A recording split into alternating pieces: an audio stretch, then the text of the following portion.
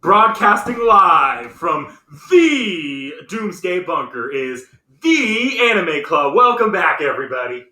Are we allowed to do that?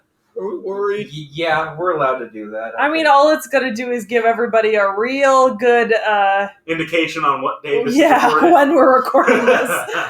Because we're not posting these when we're making them. Because there's no pasta on the shelves! Oh no, my toilet paper. Or rice. Oh no, Seriously. my bleach to take me out of this My parents had to go to like existence. 4 or 5 grocery stores to find rice, which is impressive. Yeah, no. Luckily, my mother doesn't believe in expiration dates on canned goods and refuses to throw anything away. So I'm fairly certain we have some refried beans from 2011. So let that date us. This is around the time the beer pandemic has exploded. Yes. All right. Well, I'm Nick Knack. With me is the great Lord Vorn. Hello, everybody. How have you been? Please tell us what you think right now, because we're in the past and you're in the future. Realm Shifter. End me. Just end me. One of these days, I'm going to take them up on that offer. I would gladly accept. I'm sorry. Can you remind me who you are? I don't remember. I'm, of course, the most important you're character, Seki. Narrator Kun. It's Seki. Yeah. Well, this week, or the last 2 or 3 weeks, actually, we watched Noragami episodes 1 through 12, season 1. And you will have noticed, but by the time this episode goes up, there will be a channel update video explaining to you about our new format. So if you're at all lost, be sure to watch that. Yeah, it'll only be a couple minutes long. I'll make sure it's up on the channel before this goes up. All right, so Hopefully. I guess we should start out with our quick spoiler-free thoughts. Anyone want to begin here? I liked it. I had a lot of fun watching it. I really liked the story. I mean, it was short, and I wish it was longer. But also, I didn't watch the second season, and I probably would have if it hadn't been so late when I finished it last night. But I like a lot of the characters, not all of them, but I like a lot of the characters. I loved it. I didn't necessarily care for the overarching story very much, but it was a very character-driven show, I found. Like, you followed it for the characters, not so much for the overarching plot. Although the overarching plot's there, it's not bad, it's just nothing to write home about. But the world is fun. Yeah.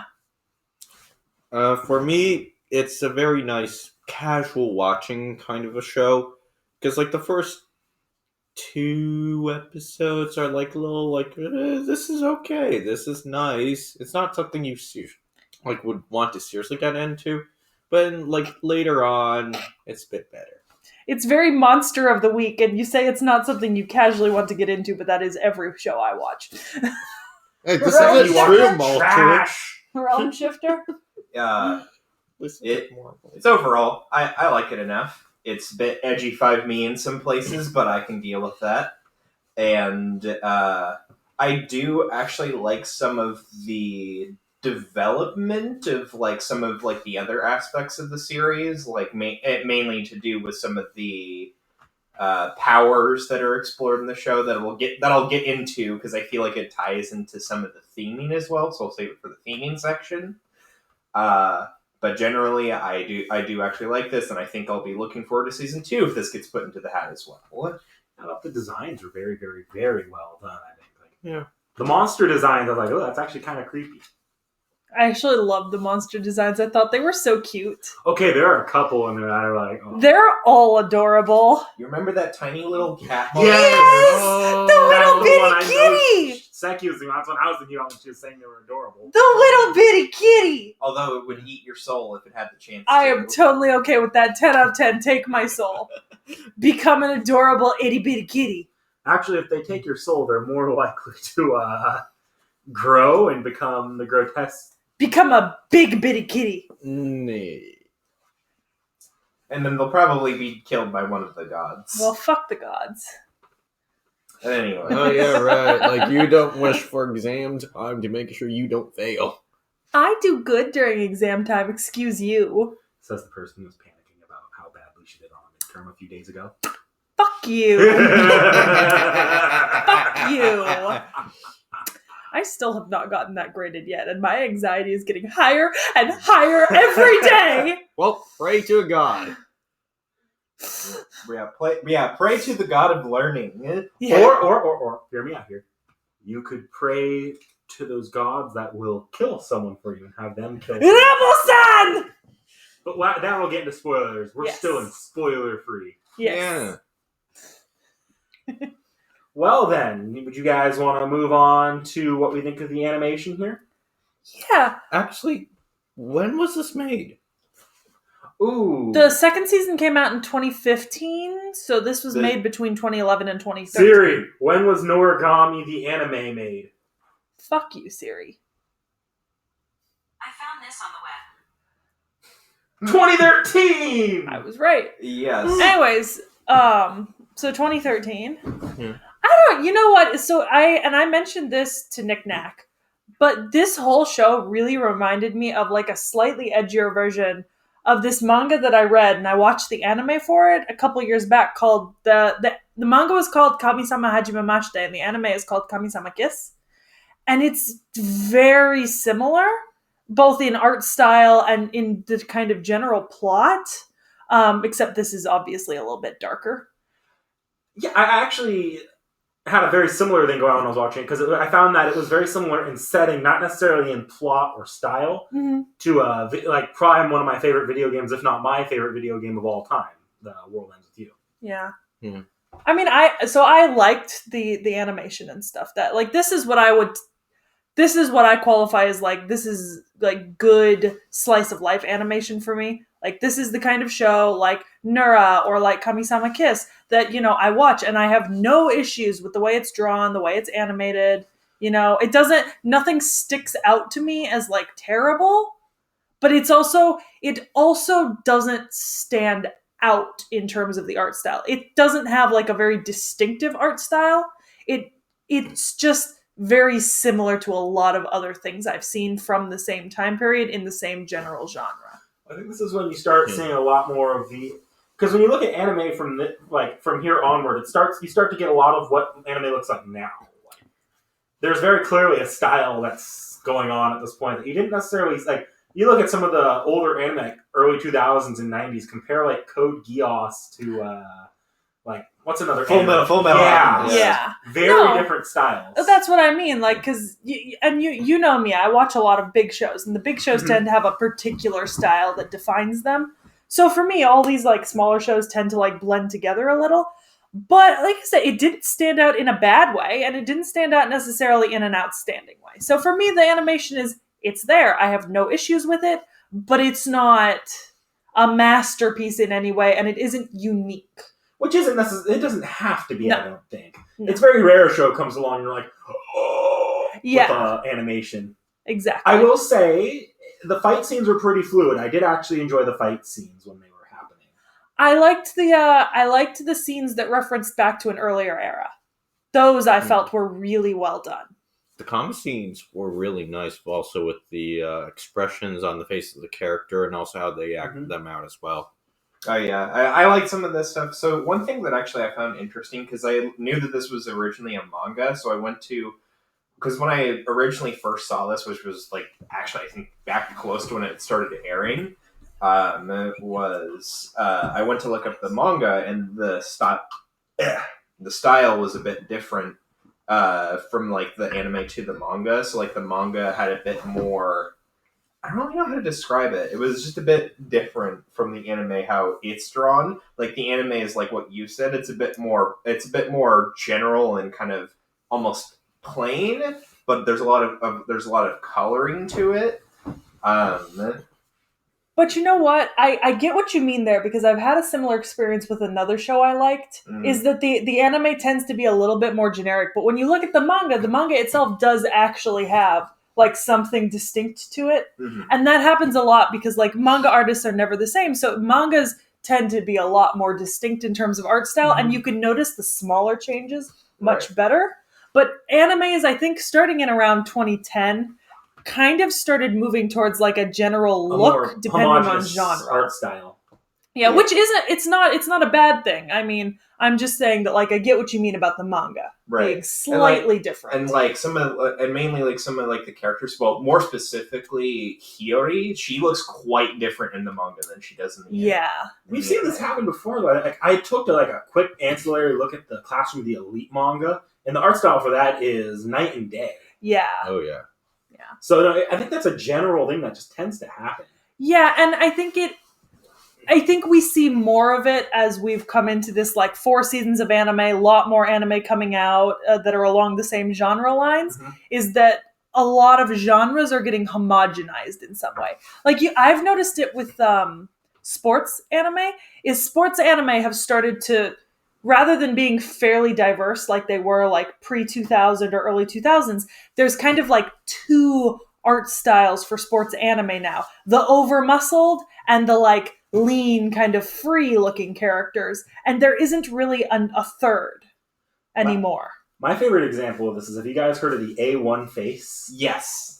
Where all of like the anime from that one studio kind of have the same exact facial structure. Was this made by A1 or like an off or like I'm an not offshoot? I don't know. Because it feels very A1. Actually, no, I did see. It's Studio Bones. Oh, okay. Yeah. Okay. Of course, like none of this like homogenizing is a knock to the show. Like the show itself was still really good. We all enjoyed it. I think the homogenizing and making sure the art styles are similar to everything that's being produced, it gives the animators a little bit more experience. Like it's not like they're trying to animate something that they're not used to drawing. Now they're used to drawing it, so they can do a lot more impressive things like the fluid fight scenes. Exactly. Or so in a way, backgrounds. it's beneficiary. It really is. It does sometimes feel a little jarring if you've read the source material or seen like it drawn differently, but generally it's a pretty good thing. Yeah. Well, here's the thing. If you're doing a manga, usually it's just one manga, which is the lead drawer, and then he has his own little tiny team of minions. He has minions. And they form to his style. Yeah.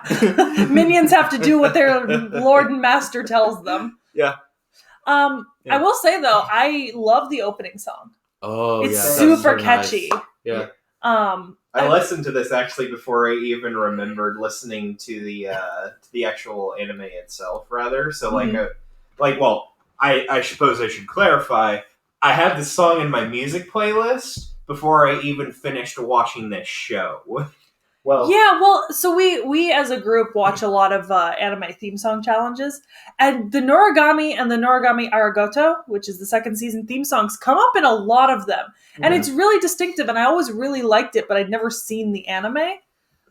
But and I really like the art behind the opening.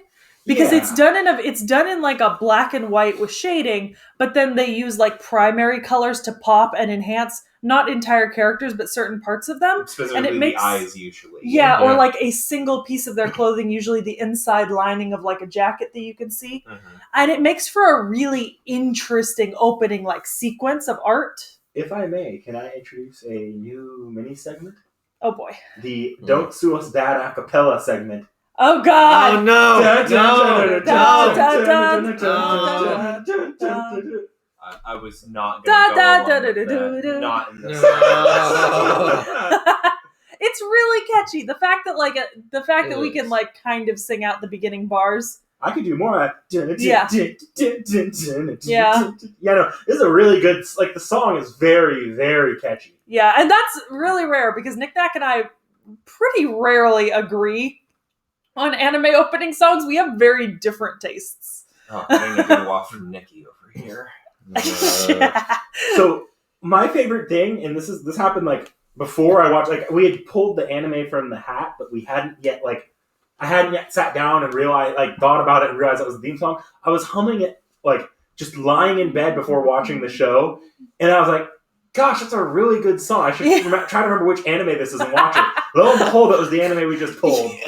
Yeah, I turned on episode 2 because we watched episode 1 all together, and I turned on episode 2 on my own, and I just automatically started singing along to the beginning bars, because I've heard it so many times in all the challenges, and I really liked it, and it does hold up throughout the whole song. Mm-hmm. I will say I didn't like the ED. I was But- actually asked, did anybody actually watch the So ED? I skipped did. the ED I to save did. time. I skipped it watched- to save time. I watched the ED in its entirety several times, and it's not a bad song, but this is like where I'd say, like, I say that Nick Nack and I have very different tastes. This is a kind of a classic example. I usually hate anime EDs because they're usually a lot slower, right? And I just don't like slower songs and slower music generally, so I didn't like this one. Not to say it was a bad song. It just wasn't the kind of song that I enjoy listening to. See, I didn't listen to this ED, at least not enough to remember. It wasn't very memorable to me. And that's pretty general for anime EDs. I rarely hear an ED that like really sticks with me. Outside of Chica, that one's very special. Yeah. Or the free one that's like a discotheque club song. I do, however, think if this had a very fast-paced ED that was similar to the OP, and I've seen anime that do that occasionally. I think Overlord does that slightly. Yeah. And Yojo Senki does Yeah. that. Yeah. But if it had done that, I feel like it wouldn't have been very fitting to the show. Yeah. Because oftentimes you go from big dramatic moment to an ED, and I feel like that really could be a tonal whiplash if they tried to do that. Well, actually, that was something else that I was kind of thinking about. So I was thinking, so this, now that you bring it up, is something that actually felt odd to me. Was like that. Not that this OP is like a bad choice for the series, really, but it kind of like. I kind of feel like the show is a bit slow for how fast paced the song itself was, but I kind of get what they're going with there. Is that there's fast paced action, and then there's a lot of slow moments to round it out with the ED, essentially. I guess while we're still on sort of the animation and the general production of it, was there any like fight scenes that stood out to particularly anyone? Like I know the fight scenes were fluid, but was there any that were really memorable? For me, it was in specific when Yato and Rabo were fighting at the end, and it kind of flipped back and forth between like a Meiji restoration or like Edo period kind of look, and then like the actual like city look. It's been a while. During that fight, which we'll get into more later, Yeah. Was it like they were fighting and it would go from the regular fight back to the classic It was fight? like they would fight, and then like their swords would clash, and the background would change, and like their outfit would change, or there would be a flashback in the middle of a fight to like the two of them in different outfits, different character designs, like clashing. Yeah. Also, this is well, actually, I was actually just going to say something else completely, but we're not in that season right now, so this doesn't apply to this. Someone Yeah. watched ahead. I didn't. This is actually just I saw a video clip of this particular moment from season 2. I just haven't seen the rest of season 2. There's I a actually lot am of planning clips on on watching YouTube. season 2. I might. I don't know. The monster designs, I think, don't lend themselves very well to memorable fights, but they lend themselves to well animated fights. I think. Yeah, and I think that the best way to describe them is they describe them like this. They're phantasms, and they are phantasms in like the image you get of the word phantasm, because the word phantasm evokes maybe something that's not quite solid and kind of a little bit more fluid and like funky looking. The color scheme I think really helps with that because it makes it because they use a lot of very vibrant, like almost purples energy, and almost greens. energy like almost energy like. In specific, it's purples, greens, pinks, and blues. It's basically hallucinogenic psychedelic. Yeah, I love the monsters. Yeah. Like the monsters typically shine for me when they're not in the it's still cool fights, but they shine the most when they're not in the fights. When they're just being generally creepy or generally trying to evoke an atmospheric feel. Yeah. Also, if you have a fear of like very creepy eyeballs or eyeballs peering in This is not the show for definitely you if you don't like eyeballs peering out of the darkness. I would like to say about the colors of the monsters. They actually use colors that kind of clash together, and it actually does bring out the design very nicely. Yeah. It gives some They're very nice depth. They're also super oversaturated. If you notice the pink and the purple, I was watching it on originally my laptop and then the TV, but the colors were actually blown out on my laptop as opposed to the TV because the screen wasn't big enough because they're so oversaturated in the pinks and greens to make them contrast like that. I think my favorite appearance of the monster is, you guys probably remember this part, around the middle of the show there's this part where one of the characters meets a young the dead little girl. child. Yeah, the little spirit. Into the monsters, and you see it like That was such an amazing scene in terms Yeah. of music. Because it was like all darkness, but you saw the eyeballs appear. It was Yeah, Ooh. just eyeballs in the darkness. Yeah. It's like that moment from Lord of the Rings where they go drums, drums in the deep. This is eyeballs, eyeballs in the shadows. Yeah. Well, it's kind of like the saying, if you stare long enough into abyss, the abyss will We'll stare back at you. Yeah. Oof. I guess since we're going into very, Specific and pointed examples. why don't we move on to the themes and the storyline here? Yeah. Yeah. The- Let's do characters first. You want to do characters? Yeah. Yeah, let's do characters first because I think that really would help. Actually. Yeah, so let's do our waifu wars. Waifu wars. Waifu wars. Waifu wars. So Alright. my waifu started out like mine changed a few times. So like my first waifu was Lady Kofuku's Regalia. The guy. Yes. And then I was like, wait, I really like Bishamon, right? And I really liked Temujin, the Lord or whatever. Oh, But yeah. I think in the end, Rabo is my favorite character. And he's my waifu. All right then. I can't decide! Too many waifu. Waifuception! Can't I just do what I did in Fate and said all? No, you can't No, do that. absolutely You not. need a specific person. Well, come back to me, and I might say it later. Realm, you have a waifu? I'm a bit conflicted, but it's like less so confliction. Like my two choices are either Kofuku or Hiyori. I feel like Kofuku really fits you. She does, but also remember what happened to that one guy? That one guy who almost committed suicide? Yeah, she absolutely fits you. Yeah. I'm kidding. Alright, guys. I think I'll just go with Hiyori Yeah. because I won't suddenly like be really Yeah. poor. Alright, guys, so hear me out here. Oh God. Do you guys remember very early on when Yato was looking for a regalia Yeah. and what was it? Was it Hiyori? Was that her name? Yes. Was trying to help him and she finds Oh, that- the crab thing. yes, the Is the crab crab thing thing- is my waifu. Okay, all right. That is acceptable. Actually, you know what? If you're picking a phantasm, the itty bitty kitty. That's my new waifu, the itty bitty kitty. Fuck, I'll just go for Hiyori for right now. All right then. Yeah. So I think in general, in terms of the characters, I mean, we have a general main cast. You know, we've got Yato, Hiyori, Yukine, Yukine.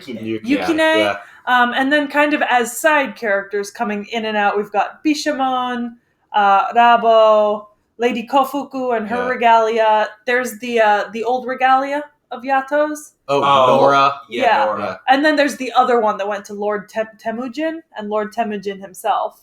Oh, the Toma turned into... Yeah, what Tomoe was it? turned into Mayu? Mayu? I think it was Mayu. Yeah. Yeah. Something like that. Or- And I don't think there's any other like characters that we'd need to really mention by like name or Like, anything. well, actually, there Um, is one character. It's another one of Lady Bishamon's Oh, regalias. Kazuma. Yeah, Kazuma. Kazuma, one of her regalias, because she has like 8.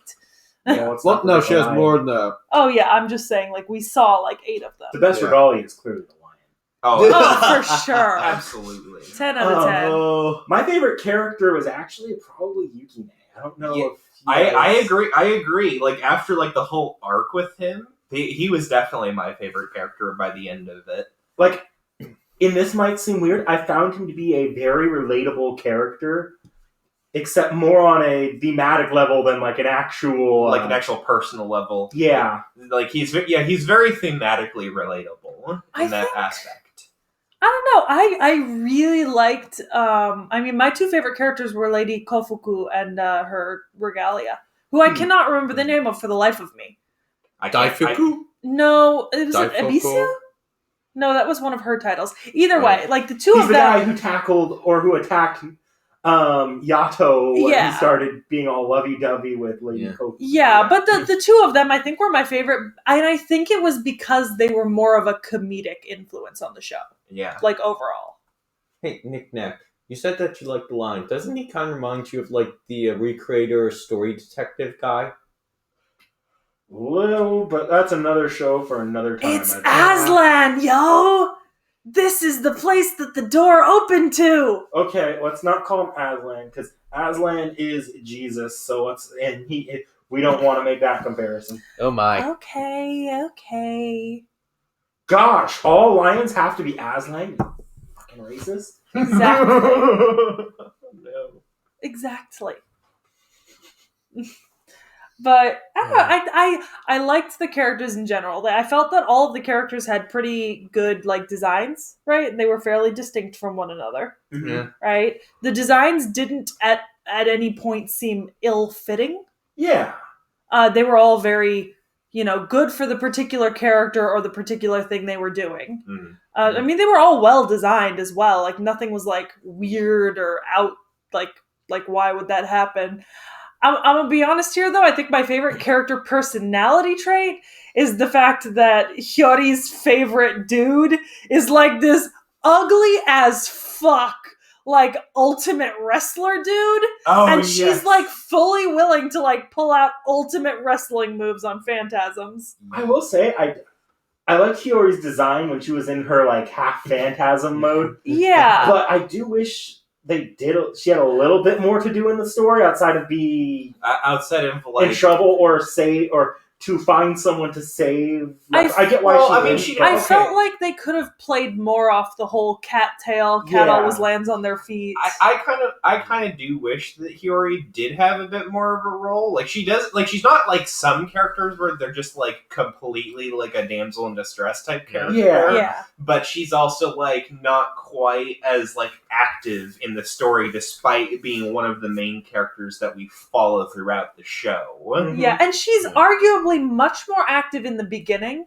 Yes, and then it gets really toned down, and I feel like that was a waste because they could have really played off of her new like cat-like abilities and the fact that she can't actually fight phantasms with her but- super wrestling moves. But like it was, I feel like I kind of wish that the author did something more with it, and maybe he does in the manga, and maybe we'll see some more of that in season 2. But at least right now, we didn't see it in season 1. Yeah, we didn't see anything like that in season 1. Yeah. So if maybe Hiyori later on gets something more to do, that would be nice.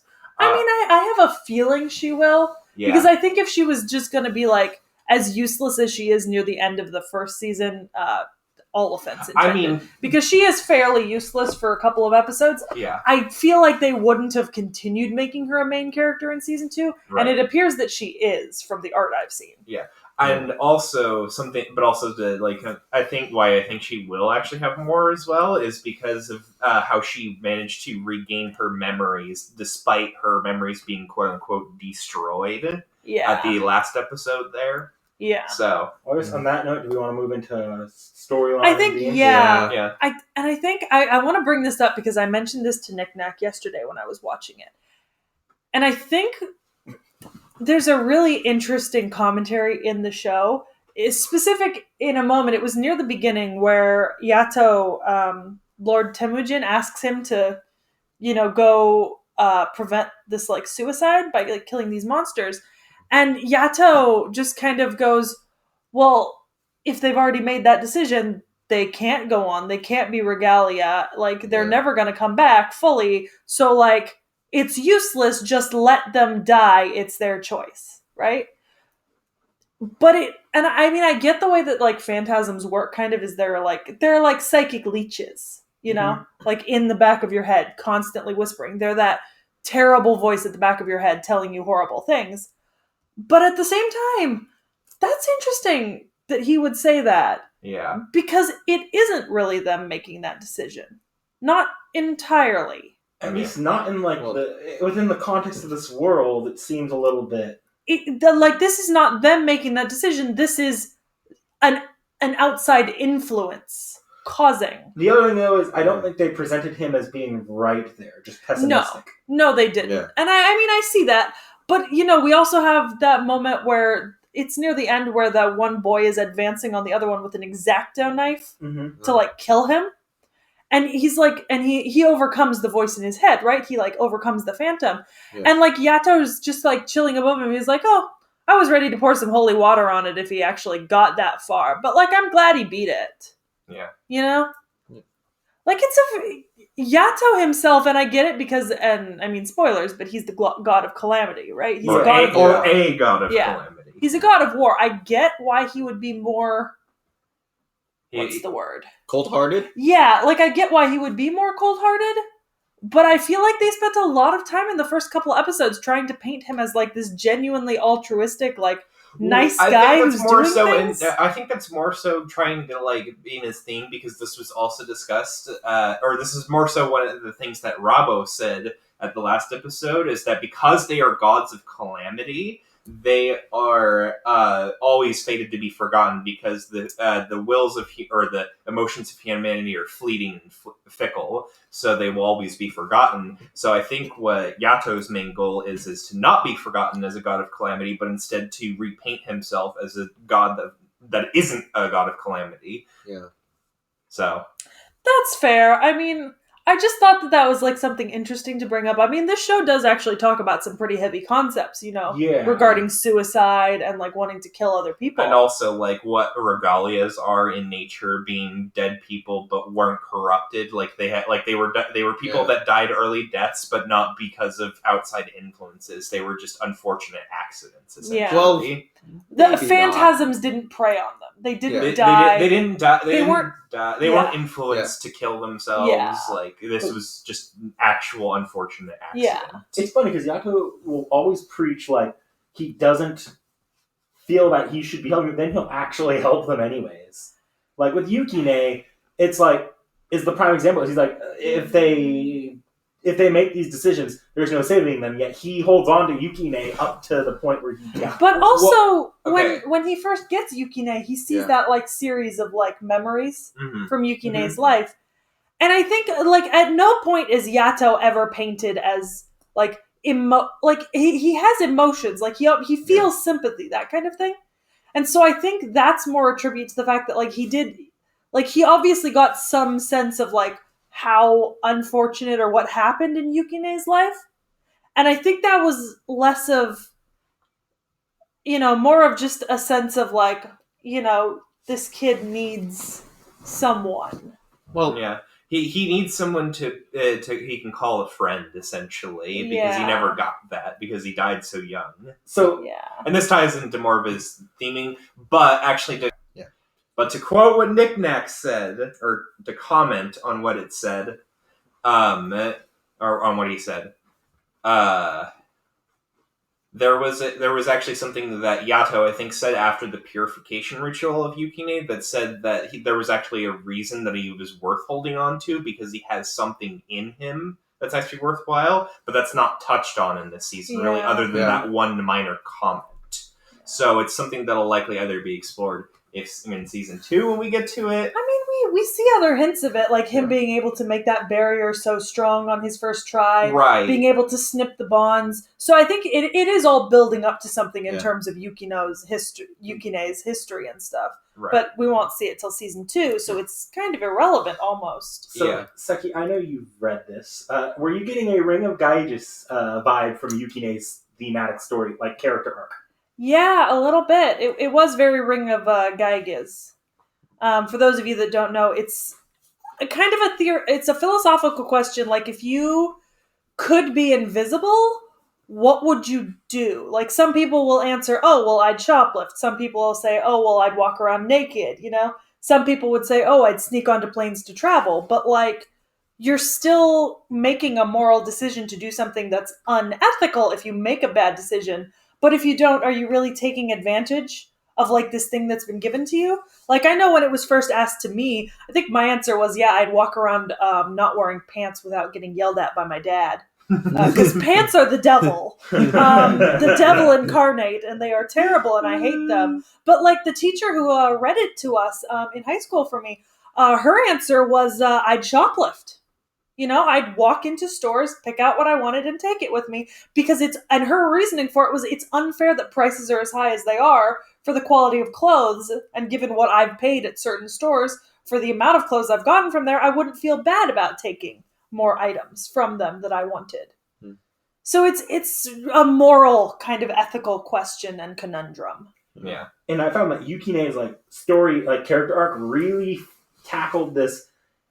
Yeah, he knew it was wrong, but after a while, his worst urges, the worst urges, the ones that we all kind of get, were like, no one would know, and there wouldn't be any real repercussions. Yeah, Yeah. that's the whole moral thing, is that no one's going to know you're invisible. But there's another count. But this also goes into the other thematic thing of the show, where how gods or regalias that are tied to gods in particular. Mm-hmm. Every time they have an impure thought or Immoral action. or do an immoral action, they are stung by that action, and this action causes the god to build up what is called a defilement, which is something that is tied into the phantasms essentially. Mm-hmm.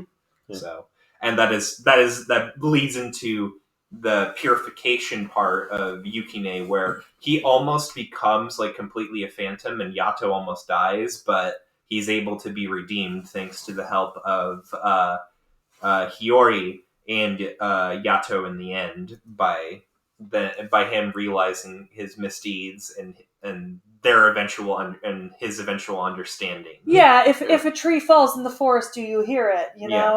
If he steals and no one knows that he steals. Yeah, but that's also the other thing too, is because But it presents. I think it also presents on the part of the gods an absolute morality, Right. an absolute ethics idea of where no matter even if you don't hurt someone with what you're doing, it's still morally or ethically wrong, and therefore is terrible. Yeah. I think didn't they explain it as with Yato was yeah, I know the morals are what you make of them, but if you know what you're doing is immoral, but you're doing it anyways, that's when we get stung. Yeah, but it is in a way an absolute morality. Right. Mm-hmm. Right. But what's interesting is also Yato's comment about how gods can get to make their own decisions regardless of whether it's moral or not to humans. Yeah, because so we saw this with Bishamon and Lady Kofuku. Was Bishamon destroyed those trees in that section? And I think Yato said something to her along the lines of "Are you okay committing an immorality?" And she was like, "If it helps me kill you, it's fine. It's whatever." Well, we also kind of get that because notice that Nora is still his regalia, and she's doing things that we would look at and say are blatantly, completely wrong. Yeah.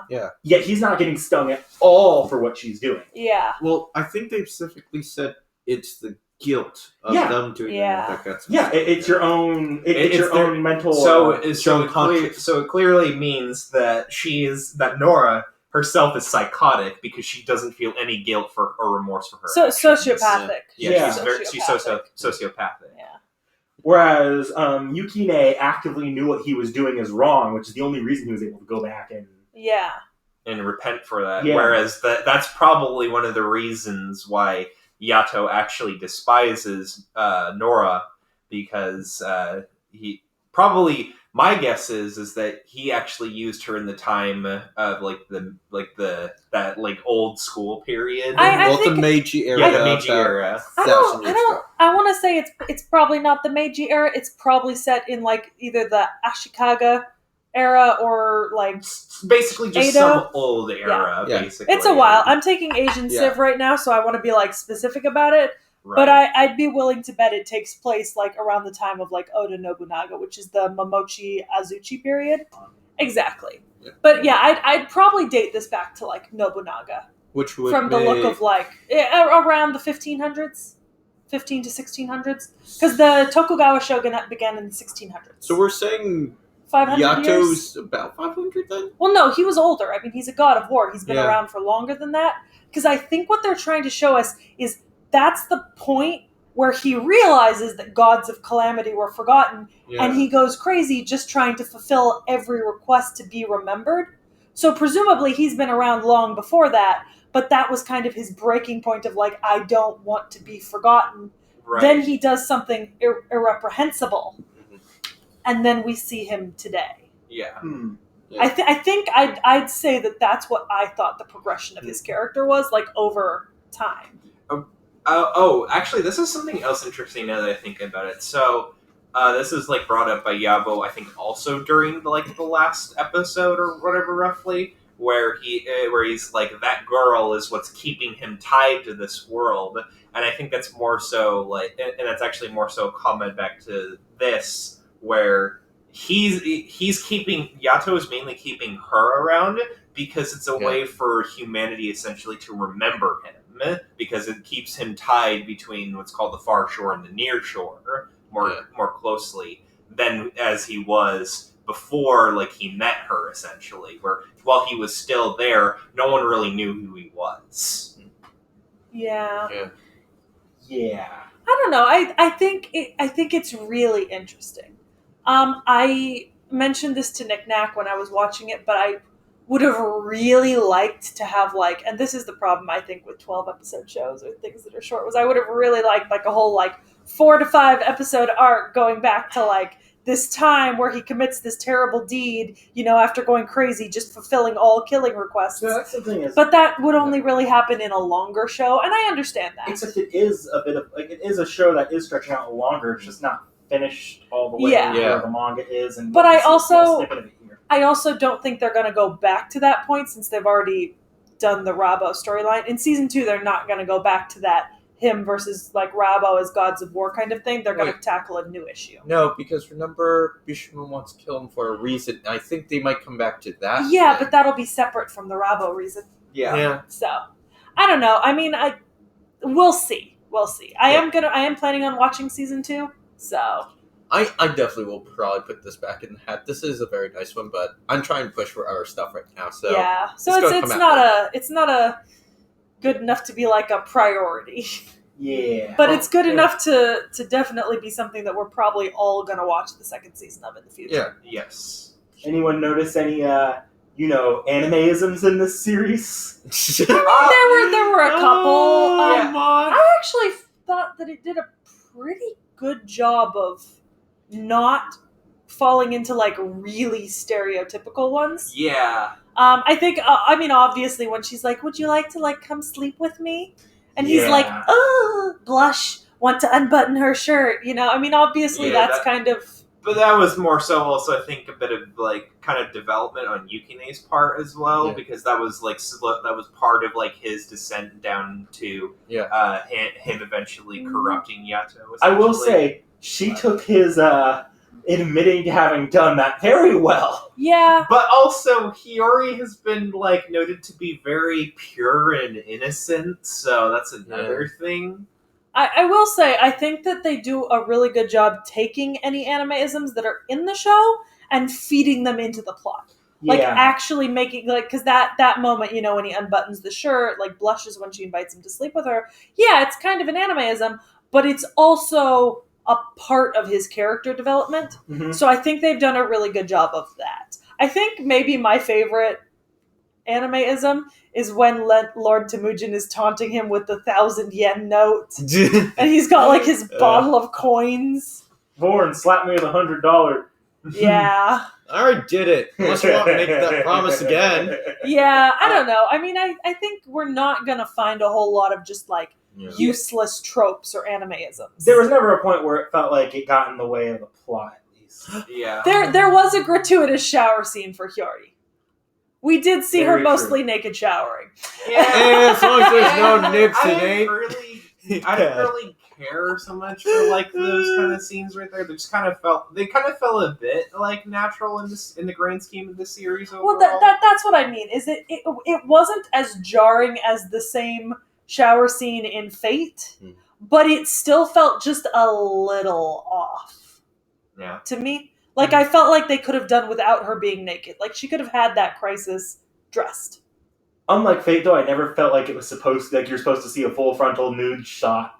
Yeah, no. Although I am, It was very, although like- I am glad Yeah. that they didn't try to do the weird fucking thing that they sometimes do in T.H.E series, which is like put a god ray in between that, and instead they just Or Steam.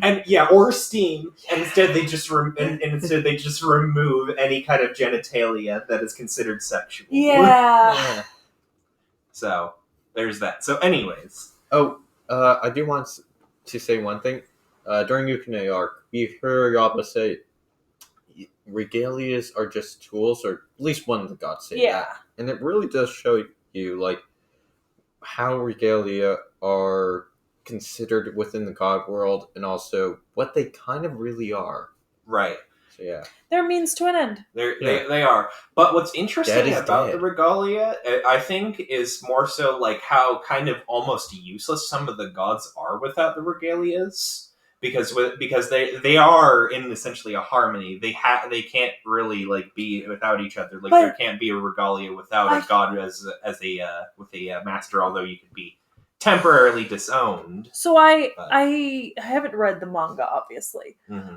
but I got the feeling from the way that they showed it in the show is that yeah, the gods are essentially pretty powerless without their regalia, but the regalia don't just exist. They have to be Right. called, like their spirits have to be called into service by the gods. Like they're just kind of in limbo, or like they've moved on to the far shore, and then the gods call them and they embody this power that the gods can then use, because we also see that the regalia can change forms Right. and like their usefulness depending on who's summoning them and who's using them. So I think it's not necessarily that the gods are useless. I feel like the regalia is almost a medium for them to channel their power. It's like a wand in Harry Potter. Mhm. It's the channel. So, That would make them not being able to have been corrupted in life make a lot of sense if they're Yeah. the channel, because they have to be a clean channel. Okay, sorry. So I guess we're getting into a little bit of the just free talk here, but I wanted to make one quick comment. It's a fucking miracle.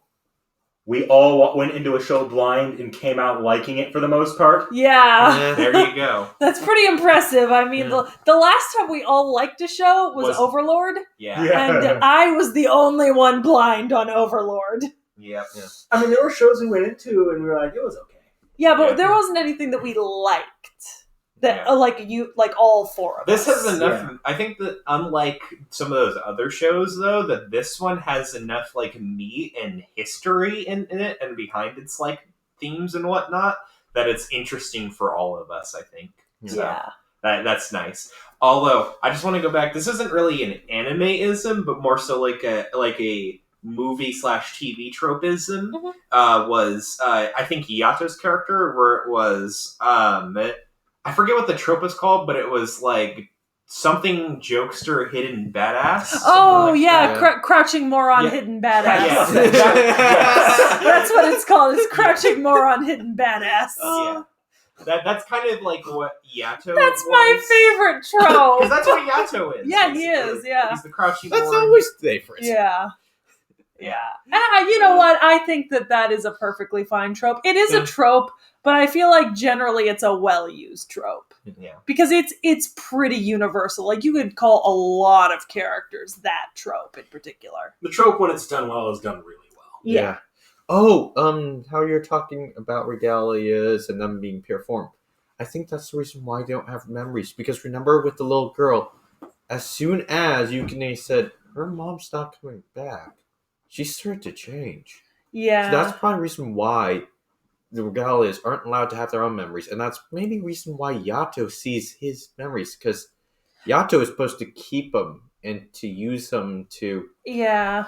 well, You keep know his what? regalia He probably gets to see his memories because it's, in a way, it is the god's job to keep control of their regalia. Mhm. So if he knows if like his regalia has a certain like a particular issue like from their life that might like hold over, you know? Yeah. I don't know. Yukine's is jealousy. Yeah, something Yeah. like that. But I think with that being said, we can like move into final thoughts. Yeah. Yeah. Oh, actually, Yeah. well, before we move into the final thoughts, one thing that I did find interesting was like the one other comment that I think it was why can't I remember her name? It was Lady Kofuku? Yeah, Kofuku. I was gonna say Yofuku. But Yeah, it's no, Kofuku. Kafuku.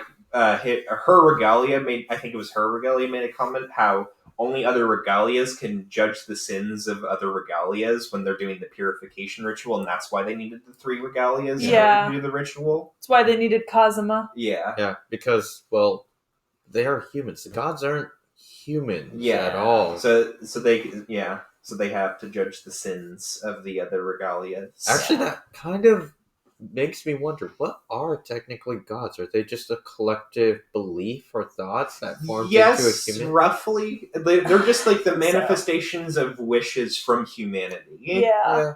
Okay.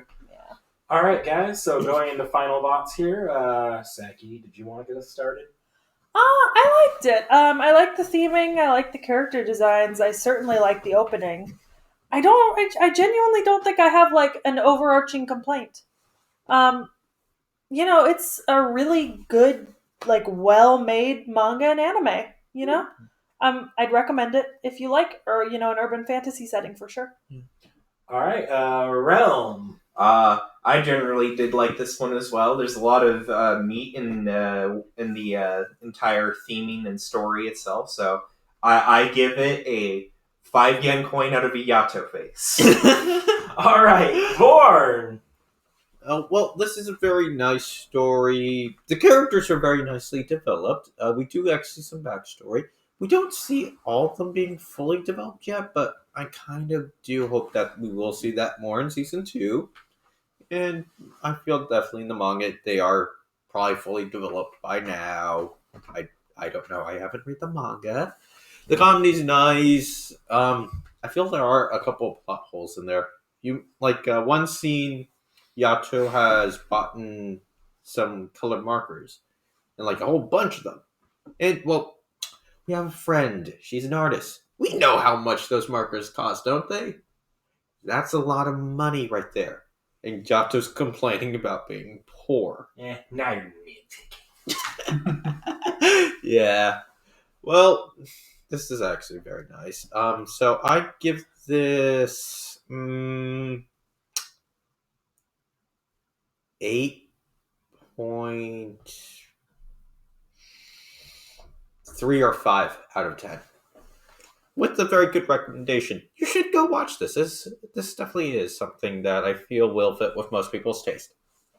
I certainly enjoyed it. It worked well enough as a one-off, but I can see how it going into a further series, like it feels like it's worth going into further seasons. It's not like I got done with this and I'm like, I could never watch anything past this again and feel fine. It was a good contained story that can go further. I think some characters definitely would benefit from it going further, and I feel like there are a lot of things that I want out of the story that we aren't necessarily going to get unless we go further. But overall, I liked it. I think I'd give it an 8 out of 10. All right. With that being said, we did end up pulling our next show a week early because Yes. we are actually recording a week late right now. Allow me to present a hint at what we pulled. Oh. What are you doing, Step Pro? Can I throw the microphone at him? We please? pulled Domestic Nakano-jo, or Domestic Girlfriend. So we will be watching 12 episodes of Domestic Girlfriend. Fuck you two bastards! Or Yes. we have to present a united front against them. Realm, our master plan has succeeded. We will advance the Sith grand Plan. unlimited power. With that being said, God, what's happened to my life? Remember, Try harder, everyone!